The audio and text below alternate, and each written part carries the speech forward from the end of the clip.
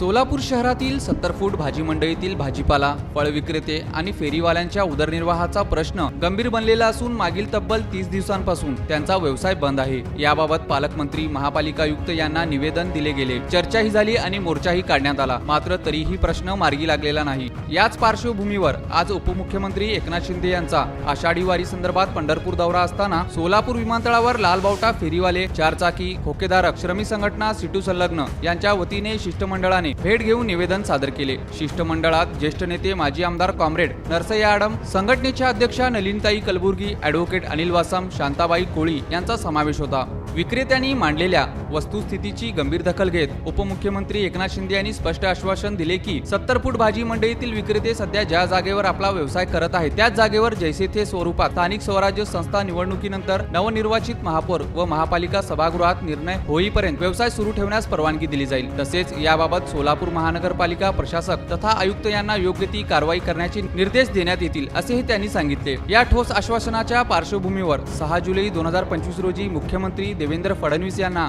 घेराव घालण्याचा संघटनेचा निर्णय मागे घेण्यात आल्याची माहिती कॉम्रेड नरसय्या आडम यांनी दिली। या निवेदन कार्यक्रमात जिल्हाधिकारी कुमार आशीर्वाद, पोलीस आयुक्त एम राजकुमार, पोलीस अधीक्षक अतुल कुलकर्णी, सोलापूर विमानतळ प्राधिकरणाचे अंजनी शर्मा व वीरेंद्र सिंह यांच्या समन्वयामुळे हे शिष्टमंडळ उपमुख्यमंत्र्यांपर्यंत पोहोचू शकले।